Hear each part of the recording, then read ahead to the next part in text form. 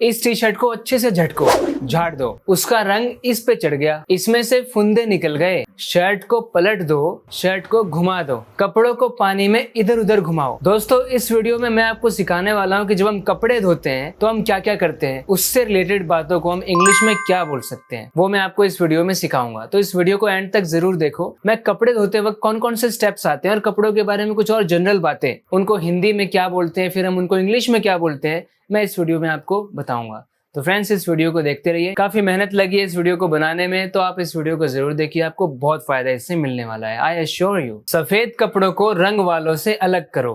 अब कपड़े धोने से पहले हमें ऐसा कर लेना चाहिए, नहीं तो एक का रंग दूसरे पे चढ़ सकता है ना। तो पहले अलग करो। Separate the coloured clothes from the whites. यहाँ पर हमने व्हाइट्स को एज अ नाउन यूज किया है। व्हाइट्स कहने का मतलब होता है सफेद कपड़े। Well, my sister's Red Sox got him with the whites and it turned the sheets and pillowcases and the t-shirt kind of pink. तो सेपरेट द कलर्ड क्लोथ्स, यानी कलर्ड क्लोथ्स को सेपरेट कर दो फ्रॉम द व्हाइट्स, व्हाइट से, इस तरह बोलेंगे। इसको और आप क्या बोल सकते हैं, डिवाइड कलर्स एंड व्हाइट्स। सीधा हमने क्लोथ्स बोला ही नहीं, एकदम शॉर्ट में बोल दिया डिवाइड कलर्स एंड व्हाइट्स, यानी जो व्हाइट्स हैं और जो कलर्स हैं उनको डिवाइड कर दो। पानी चला दो। तो पहला स्टेप ये होता है कि पानी चला दो। इंग्लिश में कहेंगे टर्न ऑन द वाटर। जी हाँ फ्रेंड्स, जैसे टर्न ऑन द फैन होता है, टर्न ऑन द लाइट होता है, वैसे टर्न ऑन द वाटर भी होता है। पानी चला दो। क्योंकि हम नल चला रहे हैं तो इंग्लिश में बोल सकते हैं turn the faucet on, turn the faucet on, faucet या टैप। स्टार्ट द वाटर, बिल्कुल और सिंपल वर्ड्स में आप बोलो स्टार्ट द वाटर। कपड़ों को अंदर डुबा दो। इंग्लिश में कहेंगे dip the clothes in, dip the clothes in. Submerge the clothes, ये भी कह सकते हैं इमर्ज द क्लोथ्स, या फिर put the clothes into the water. But you know सबसे सिंपल और सबसे शॉर्ट आप देख ही रहे, dip the clothes in.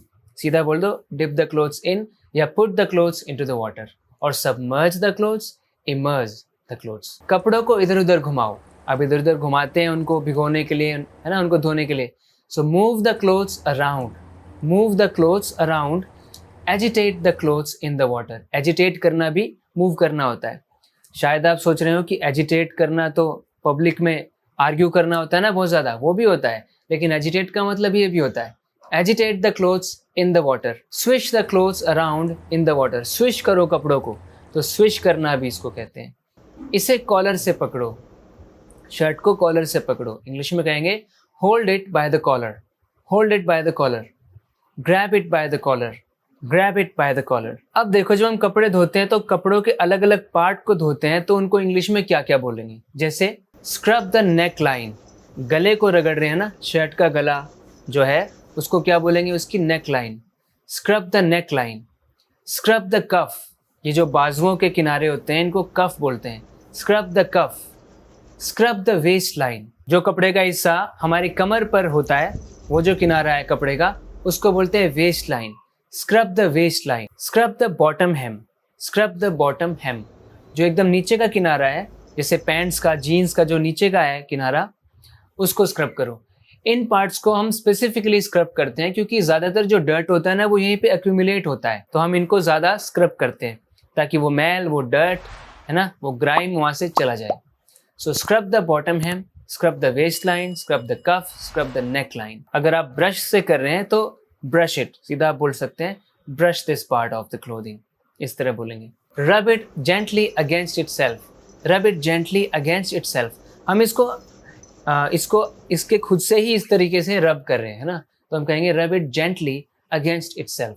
Gently का मतलब होता है आराम आराम से, क्योंकि ज़ोर से करेंगे तो कपड़े को नुकसान होता है ना, कपड़ा फट सकता है या उसकी क्वालिटी कम होती है।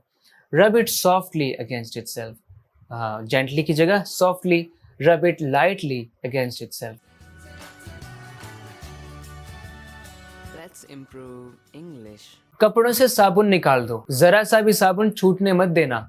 अब जब कपड़ों में हम साबुन लगा चुके होते हैं, बाद में बार बार उनको रिंस करते हैं, मतलब पानी में को निकालते हैं ना, पानी में से निकालते हैं, खंगालते हैं। पानी में से खंगालने को रिंस करना बोलते हैं। तो साबुन को हमें निकालना होता है। Gate the soap out of them, उसके अंदर सोप है उनके अंदर, gate the soap out of them. या फिर क्या बोल सकते हैं, rinse the soap out, rinse the soap out. Rinse का मतलब पानी का यूज करके पानी में को निकालना बार बार। So rinse the soap out, rinse करेंगे तभी तो सोप बाहर आएगा। Clear out the soap, simple, clear out the soap. Don't leave any soap behind, थोड़ा सा भी सोप रहने मत देना, don't leave any soap behind. Clear out the soap very well, rinse out the soap या फिर get the soap out. Shirt को पलट दो, घुमा दो, शर्ट को घुमा देना, किसी भी पीस ऑफ क्लोथिंग को दूसरी तरफ पलट देने को इंग्लिश में कहेंगे turn it over, turn the shirt over, turn the shirt over, flip the shirt over, ये भी कह सकते हैं। Flip the shirt to the other side, flip the shirt to the other side, flip the shirt over, turn the shirt over. कपड़ों को निचोड़ दो, English में कहेंगे wring out the clothes, wring out the clothes। squeeze the water out, क्योंकि हम उनको दबा के है ना पानी निकालने की कोशिश कर रहे हैं, है ना। अपने को क्या है, अपने को बस पानी निकालना है। squeeze the water out, Akshay Kumar का डायलॉग है ये बॉस फिल्म में। अपने को क्या है, अपने को सिर्फ पानी निकालना है। squeeze the water out मतलब squeeze करके पानी को निकालो। squeeze the soap out, साबुन निकालने की बात हो रही है तो निचोड़ के, तो squeeze the soap out। इसे उल्टा कर दो, इंग्लिश में कहेंगे turn it inside out, यानी जो इनसाइड का हिस्सा है, अंदर का हिस्सा है, वो बाहर आ जाएगा। सो turn it inside out.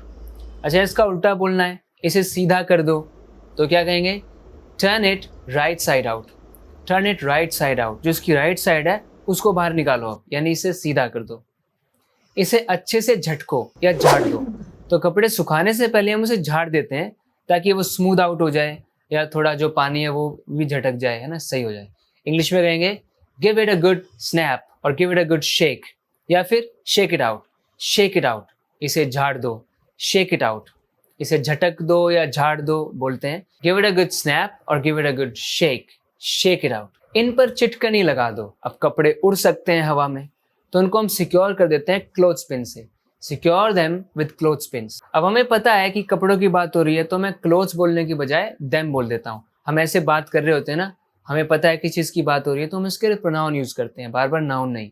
Secure them with clothes pins, यानी इनको क्लोथ्स पिन्स लगा दो, इनमें चिटकनी लगा दो।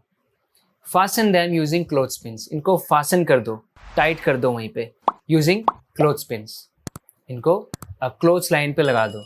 जो रस्सी होती है जिस पे कपड़े सुखाए जाते हैं उसको बोलते हैं क्लोथ्स लाइन। वैसे मुझे याद है मैंने कपड़े सुखाने के ऊपर, कपड़ों के ऊपर एक और वीडियो बनाई थी, उसमें कुछ और तरह की बातें थी, तो वो वीडियो अगर आप देखना चाहते हैं तो लिंक आपको यहीं पर मिल जाएगा, उस वीडियो को भी आप देखें। अब देखो बिल्कुल शॉर्टकट में क्या बोलते हैं ना, कैजुअली क्या बोलते हैं, pin them, pin the clothes. कहने का मतलब ये हुआ कि इनके ऊपर क्लोथ्स पिन लगा दो, पिन देम। इसका रंग उतरता है, कुछ कपड़े ऐसे होते हैं जिनका रंग उतर जाता है, तो इंग्लिश में कहेंगे its colour bleeds, its colour bleeds. इसका कलर ब्लीड करता है या इट्स कलर रन्स, रन करता है। ज़्यादा नॉर्मली जो है ना ब्लीड बोलते हैं, इट्स कलर ब्लीड्स। शायद आप ब्लीड को जानते हैं वहाँ से, जैसे कोई ब्लीड कर रहा है मतलब उसमें से खून निकल रहा है, लेकिन ब्लीड जब हम कपड़ों के लिए यूज़ करते हैं, कलर ब्लीड कर रहा है कपड़ों में से, मतलब उनमें से निकल रहा है, रन कर रहा है कलर। अच्छा, इस तरह के पानी को क्या बोलते हैं बताओ, इस तरह के पानी को क्या बोलते हैं जिसमें झाग और साबुन भरा होता है?